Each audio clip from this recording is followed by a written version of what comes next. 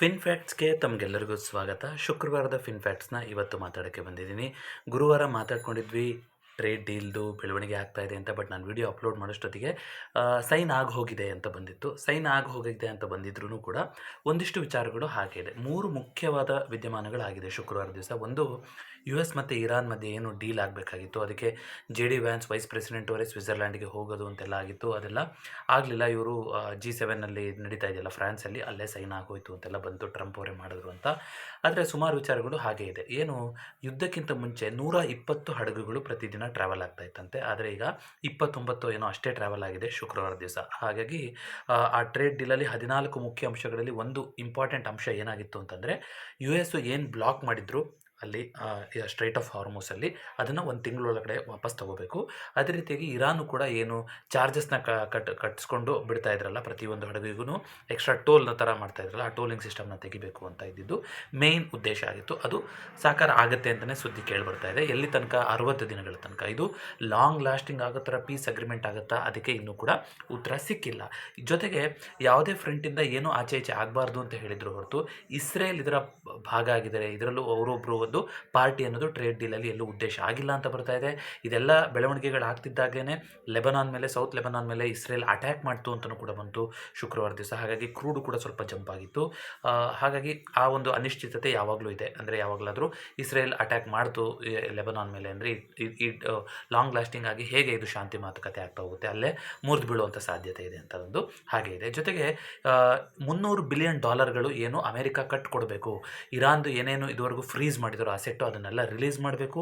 ಹಾಗೆಯೇ ಇಷ್ಟು ವರ್ಷ ಆಗಿರೋ ಡ್ಯಾಮೇಜಿಗೆ ಇಷ್ಟು ತಿಂಗಳುಗಳಿಂದ ವಾರ್ ಸಲುವಾಗಿ ಅದಕ್ಕೆ $300 ಬಿಲಿಯನ್ ಅವರು ಕಟ್ಕೊಡ್ತಾ ಇದ್ದಾರೆ ಇರಾನ್ಗೆ ಅಂತ ಬಂದಿತ್ತು ಸುದ್ದಿ. ಆದರೆ ಅದನ್ನ ಟ್ರಂಪ್ ಅವರು ಪದೇ ಪದೇ ತಳ್ಳಿ ಹಾಕಿದ್ದಾರೆ. ಇದು ಆಪೋಸಿಷನ್ ಪಾರ್ಟಿಯವರು ಮಾಡ್ತಾ ಇರುವಂಥದ್ದು, ಆ ಥರದ್ದು ಯಾವುದು ಕೂಡ ಆಗಿಲ್ಲ ಅಂತ ಹೇಳಿದ್ದಾರೆ. JD ವ್ಯಾನ್ಸ್ ಅವರು ಕೂಡ ಅದೇ ರೀತಿ ಹೇಳಿದ್ದಾರೆ, ಅದೆಲ್ಲೂ ಕೂಡ ಪಾರ್ಟ್ ಆಫ್ ಅಗ್ರಿಮೆಂಟ್ ಆಗಿಲ್ಲ ಅಂತ. ಅಂದರೆ ಏನು ಕೇಳ್ತಾ ಇದೆ ಅಂದರೆ, ಇಲ್ಲಿ ಒಂದು ಎಲ್ಲರಿಗೂ ಇದು ಮುಗಿದಿದೆ ಅಂತ ಹೇಳೋ ಥರ ಒಂದು ಆ ಒಂದು ತವಕ ಇದೆ. ಆದರೆ ಯಾರು ಕೂಡ ನಾವು ವೀಕ್ ಆಗಿದ್ದೀವಿ, ನಾವು ಮಂಡಿ ಊರಿದ್ದೀವಿ ಅಂತ ಹೇಳೋಕ್ಕೆ ರೆಡಿ ಇಲ್ಲ ಇಲ್ಲಿ. ಆ ಥರ ಒಂದು ಬೆಳವಣಿಗೆ ಕಾಣಿಸ್ತಾ ಇದೆ. ಜೊತೆಗೆ ಇರಾನು ಕೂಡ ಯುರೇನಿಯಮ್ದು ಏನಿತ್ತು ಅದು ಟ್ರಂಪ್ ಅವರಿಗೆ ಅಷ್ಟು ಅವ್ರ ದೇಶದಿಂದ ಕೊಟ್ಬಿಟ್ಟು ಅದು ಅಮೆರಿಕಾಗೆ ತಗೊಂಡು ಹೋಗ್ಬಿಡಬೇಕು, ಕಂಪ್ಲೀಟಾಗಿ ಇವರು ನ್ಯೂಕ್ಲಿಯರ್ ಕಂಟ್ರಿ ಆಗಲೇಬಾರ್ದು ಅನ್ನೋ ಥರ ಇತ್ತು. ಆದರೆ ಈಗ ಬರ್ತಿರುವಂಥ ನ್ಯೂಸ್ ಪ್ರಕಾರ ನಾವು ಮಾಡೋದಿಲ್ಲ, ನ್ಯೂಕ್ಲಿಯರ್ ಕಂಟ್ರಿ ಆಗೋಕ್ಕೆ ನಾವು ನ್ಯೂಕ್ಲಿಯರ್ ಏನೋ ಅದರದ್ದು ಎಕ್ಸ್ಟ್ರೀಮ್ ರಿಸರ್ಚು ಮತ್ತೊಂದು ಮಾಡ್ತಾಯಿದ್ರು, ಅದನ್ನು ಅಲ್ಲಿಗೆ ನಿಲ್ಲಿಸ್ತೀವಿ ಅಂತ ಇರಾನ್ ಹೇಳಿದ್ದಾರೆ ಹೊರತು ಯುರೇನಿಯಂ ಕೊಡೋದಾಗಲಿ ಆ ಒಂದು ನಿಲುವಿನಲ್ಲಿ ಯಾವುದೂ ಕೂಡ ಒಂದು ಸರಿಯಾಗಿ ಬಂದಿಲ್ಲ ಅಂತಿದೆ. ಹಾಗಾಗಿ ಸುಮಾರು ವಿಚಾರಗಳು ಆಚೆ ಈಚೆ ಇದೆ. ಜೊತೆಗೆ ಕಂಪ್ಲೀಟಾಗಿ ಇದು ಓಪನ್ ಅಪ್ ಕೂಡ ಆಗಿಲ್ಲ. ಬಟ್ ಇಂಡಿಯಾದ ದೃಷ್ಟಿಯಿಂದ ನೋಡೋದಾದರೆ ಒಂದು ಸುದ್ದಿ ಏನು ಬಂದಿದೆ ಅಂದರೆ, 70% ಆಫ್ ಕ್ರೂಡು ನಾವು ಏನು ತರಿಸ್ಕೊತಾ ಇದ್ದೀವಿ ಅದು ಸ್ಟ್ರೈಟ್ ಆಫ್ ಹಾರ್ಮೋಸಿಂದ ಬರ್ತಾ ಇಲ್ಲ ಇವಾಗ ಅಂತ ಹೇಳಿದ್ದಾರೆ. ಬಹುಶಃ ಈ ಉದ್ವಿಗ್ನ ಸ್ಥಿತಿ ಎಲ್ಲ ಬಂದಾದ್ಮೇಲಿಂದ ರಷ್ಯಾ ಕಡೆಯಿಂದ ಬೇರೆ ಕಡೆಯಿಂದ ಆಯಿಲ್ ತರಿಸ್ಕೊಳೋದು ಜಾಸ್ತಿ ಆಗಿದೆ ನಮ್ಮದು. ಸೊ ಸ್ಟ್ರೈಟ್ ಆಫ್ ಹಾರ್ಮೋಸಿಂದ 30% ಆಯಿಲ್ ಅಷ್ಟೇ ಬರ್ತಾ ಇದೆ ಇಂಡಿಯಾಗೆ ಅಂತ ಹೇಳಿದ್ದಾರೆ. ಆದರೆ ಗ್ಯಾಸ್ LPG ಏನಿದೆ ಅದು 90% ಈಗಲೂ ಕೂಡ ಅಲ್ಲಿಂದನೇ ಡಿಪೆಂಡ್ ಆಗಿದೆ ಅಂತಿದೆ. ಅಂದರೆ ಏನು ನಾನು ಹೇಳಕೊಡ್ತಾ ಇದ್ದೀನಿ, ಈಗ $110 ಪೆಟ್ರೋಲು ಮತ್ತು ಜೊತೆಗೆ ಡೀಸೆಲ್ ಬೆಲೆನೂ ಕೂಡ ಜಾಸ್ತಿ ಮಾಡಿದಾಗಿದೆ ಈಗ.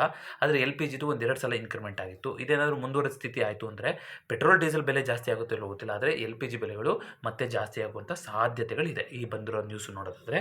ಸೊ ಇನ್ನೂ ಒಂದು ಮೇಯ್ನ್ ನ್ಯೂಸ್ ಏನಾಗಿದ್ದು ಅಂತಂದರೆ, ನಾನು ಗುರುವಾರದ ವಿಡಿಯೋದಲ್ಲಿ ಹೇಳಿದ್ದೆ ನಿಮಗೆ, ಆಕ್ಸೆಂಚರು ಗ್ಲೋಬಲ್ ಲೆವೆಲಲ್ಲಿ ಅತ್ಯಂತ ದೊಡ್ಡ ಸರ್ವಿಸಸ್ ಕಂಪ್ನಿ, ಅವರ ರಿಸಲ್ಟ್ ಮೇಲೆ ನಮ್ಮ ಇಂಡಿಯನ್ IT ಸರ್ವಿಸಸ್ ಕಂಪ್ನಿ ಖಂಡಿತವಾಗ್ಲೂ ಇಂಪ್ಯಾಕ್ಟ್ ಆಗುತ್ತೆ ಅಂತ ಮಾತಾಡಿದ್ವಿ. ಗುರುವಾರ ಅವರ ರಿಸಲ್ಟ್ಸ್ ಬಂದಿದೆ. 27% ಫಾಲ್ ಆಯಿತು. ಅವರು ಒಂದು ದಶಕದಲ್ಲೇ ಒಂದು ದೊಡ್ಡ ಒಂದು ಲಾಸ್, ಒಂದು 10 ವರ್ಷದಲ್ಲಿ ಅಷ್ಟು ದೊಡ್ಡ ಲಾಸ್ನ ಆಕ್ಸೆಂಚರ್ ನೋಡಿರಲಿಲ್ಲಂತೆ. ಹಾಗಾಗಿ ಅಷ್ಟೊಂದು ದೊಡ್ಡ ಫಾಲ್ ಆಗಿದೆ ಆಕ್ಸೆಂಚರ್ ಸ್ಟಾಕ್ಗಳಲ್ಲಿ. ಕಾರಣ ಮಿಡಲ್ ಈಸ್ಟಲ್ಲಿ ಏನು ಯುದ್ಧ ಮತ್ತೊಂದೆಲ್ಲ ನಡೀತಾ ಇತ್ತು, ಇದರಿಂದ ನಮಗೆ ಸರಿಸುಮಾರು ಐ ಥಿಂಕ್ $400 ಮಿಲಿಯನ್ ಅಷ್ಟು ನಮ್ಮ ರೆವೆನ್ಯೂ ಮೇಲೆ ಇಂಪ್ಯಾಕ್ಟ್ ಆಗಿದೆ ಅಂತ ಆಕ್ಸೆಂಚರ್ ಹೇಳಿದೆ.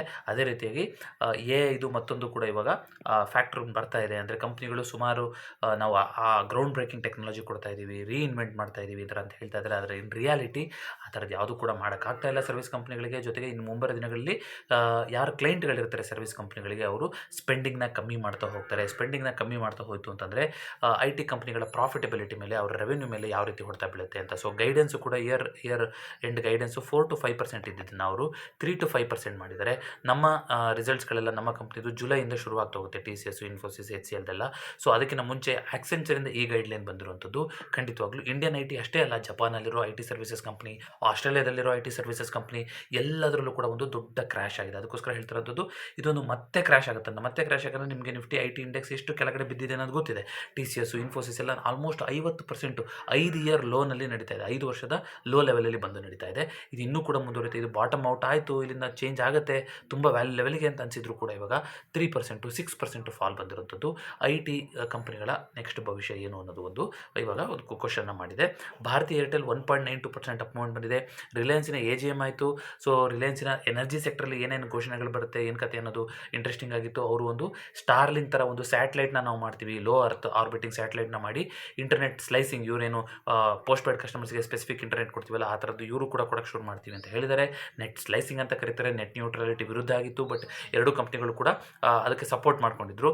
ಸೊ ಅದು ಮುಂಬರುವ ದಿನಗಳಲ್ಲಿ ಇಂಪ್ಲಿಮೆಂಟ್ ಆಗುತ್ತೆ ಅನಿಸುತ್ತೆ. ಅಂದರೆ ನೀವು ಜಾಸ್ತಿ ದುಡ್ಡು ಕೊಟ್ಟರೆ ನಿಮಗೆ ಚೆನ್ನಾಗಿರೋ ಇಂಟರ್ನೆಟ್ ಸಿಗುತ್ತೆ ಅನ್ನೋ ಥರ ಒಂದು ಉದ್ದೇಶ. ಅದು ನೋಡೋಣ ಅದು ಯಾವ ರೀತಿ ಆಗುತ್ತೆ ಅಂತ. ಜೊತೆಗೆ ಟೆಲಿಗ್ರಾಮ್ ಬ್ಯಾನ್ ಆಗಿರೋ ವಿಚಾರ ಹೈಕೋರ್ಟಿಗೆ ಹೋಗಿದೆ. ಅಲ್ಲೂ ಕೂಡ ಅದು ಅಪ್ಹೆಲ್ಡ್ ಮಾಡಿದ್ದಾರೆ. ಸರ್ಕಾರಕ್ಕೆ ಅಧಿಕಾರ ಇರುತ್ತೆ ಯಾವುದೇ ಆ್ಯಪ್ಗಳನ್ನು ಮತ್ತೊಂದನ್ನು IT ಸರ್ವಿಸಸ್ ರೂಲ್ಸ್ ಪ್ರಕಾರ ಅವರು ಹೋಲ್ಡ್ ಮಾಡ್ಬೋದು ಅಂತ. ಹಾಗಾಗಿ ಅವರ ಪ್ಲೀನ ರಿಜೆಕ್ಟ್ ಮಾಡಿದ್ದಾರೆ ಹೈಕೋರ್ಟು. ಸೊ ನಾಳೆ ತನಕ ಅಂದರೆ 22ನೇ ತಾರೀಕು ತನಕ, ನಾಡಿದ್ದಲ್ವಾ, ಸೊ 22ನೇ ತಾರೀಕು ತನಕ ಟೆಲಿಗ್ರಾಮ್ ಇಂಡಿಯಾದಲ್ಲಿ ಬ್ಯಾನ್ ಆಗಿರುತ್ತೆ. ಮೆಸೇಜ್ಗಳನ್ನು ಕಳ್ಸೋಕ್ಕಾಗಲ್ಲ.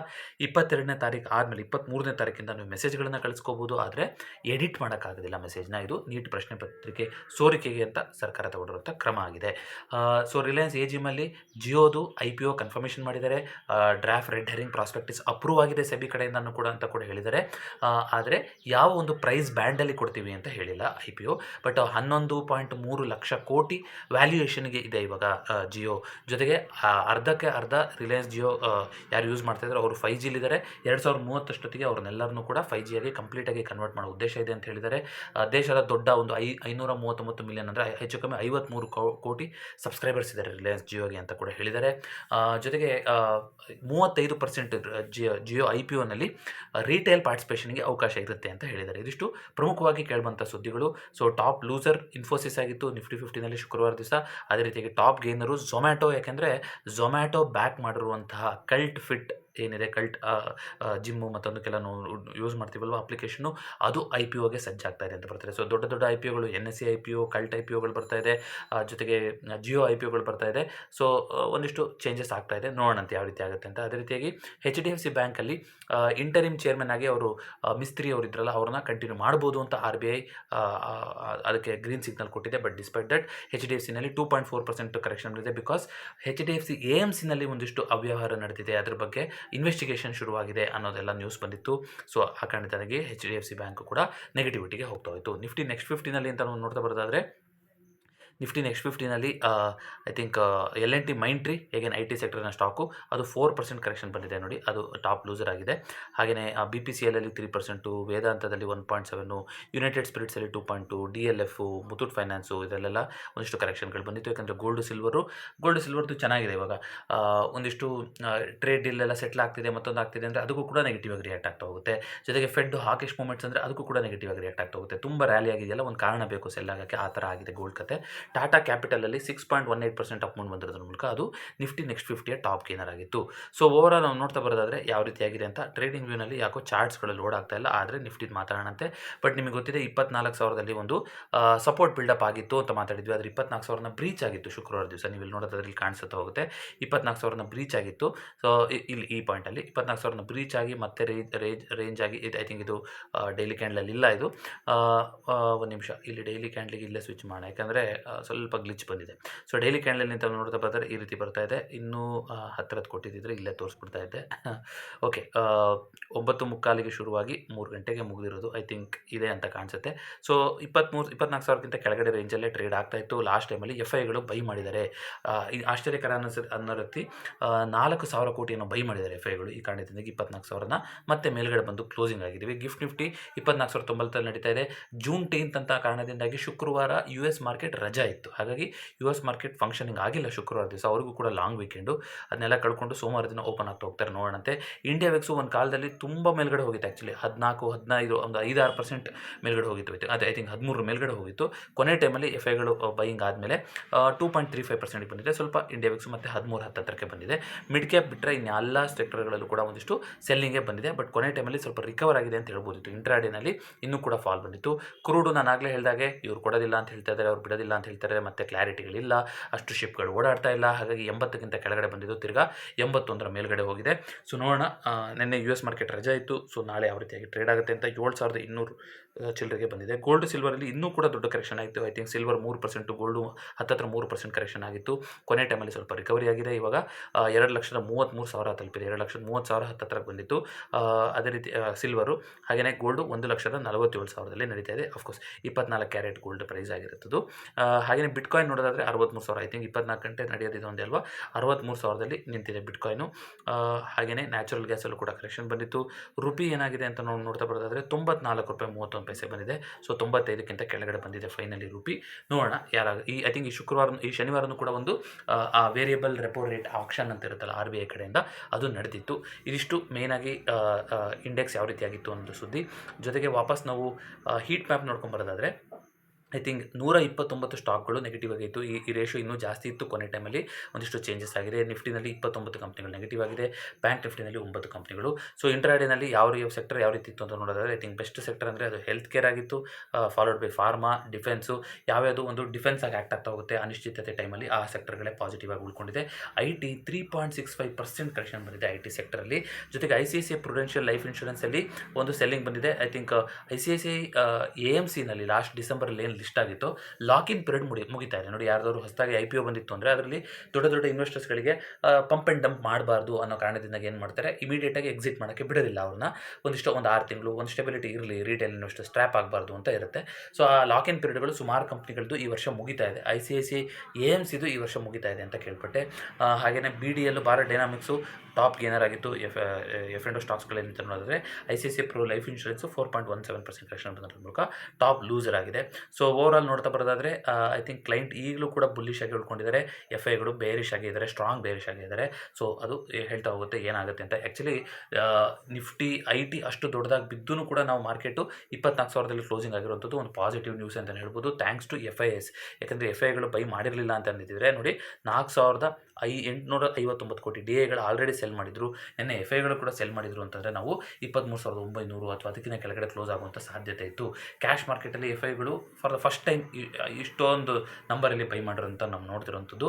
ಆದರೆ ಇದ್ರ ಪೊಸಿಷನ್, ಆಪ್ಷನ್ ಪೊಸಿಷನ್ ಅವರು ನೆಗೆಟಿವ್ ಆಗಿ ಇಟ್ಕೊಂಡಿದ್ದಾರೆ. ಸೊ ಯಾವುದ್ರಲ್ಲಾರು ಒಂದಿಷ್ಟು ವ್ಯಾಲ್ಯೂ ಬೈಯಿಂಗ್ ಮಾಡ್ಕೊಂಡಿದ್ದಾರಾ, ಏನು ಕತೆ ಅನ್ನೋದನ್ನು ನಾವು ನೋಡ್ತಾ ಹೋಗಬೇಕಾಗುತ್ತೆ. ದೊಡ್ಡ ಮಟ್ಟದಲ್ಲಿ ಒಂದಿಷ್ಟು ಬೈಯಿಂಗ್ನ ಮಾಡಿದಾರಲ್ಲ FIಗಳು ಅನ್ನೋದನ್ನು ನಾವು ಅಬ್ಸರ್ವ್ ಮಾಡಬೇಕಿಲ್ಲಿ. ನೋಡೋಣ, ಅದು ಡೇಟಾ FIDA ಡೇಟಾ ಸಿಗ್ತಾ ಹೋಗುತ್ತೆ ನಮಗೆ. ಯಾವ ಸೆಕ್ಟರಲ್ಲಿ ಸೆಕ್ಟರ್ ರೊಟೇಷನ್ ಮಾಡಿದ್ದಾರೆ, ಎವ್ರಿ 15 ಡೇಸ್ ಬರ್ತಾ ಹೋಗುತ್ತೆ. ಇದ್ರ ಬಗ್ಗೆ ಡೆಡಿಕೇಟೆಡ್ ವಿಡಿಯೋ ಆಲ್ರೆಡಿ ಚಾನಲಲ್ಲಿದೆ, ಇಂಟ್ರೆಸ್ಟ್ ಇದ್ದವರು ಚೆಕ್ಔಟ್ ಮಾಡ್ಬೋದು. ಸೊ ಇದಿಷ್ಟು ಕಂಡು ಬಂದಂಥ ಸುದ್ದಿಗಳು, ಆದಷ್ಟು ಎಲ್ಲದನ್ನು ಕವರ್ ಮಾಡಲಿಕ್ಕೆ ನೋಡಿದ್ದೀನಿ. ಮಾರ್ಕೆಟು ಒಂದಿಷ್ಟು ವೀಕ್ ಟೆರಿಟರಿಗೆ ಬಂದಿದೆ ಅಂತ ಹೇಳ್ಬೋದು. ಯಾಕಂತಂದರೆ ಕ್ರೂಡ್ ಮತ್ತೆ ಮೇಲೆ ಹೋಗೋಕ್ಕೆ ಶುರುವಾಗ್ತಾ ಇದೆ.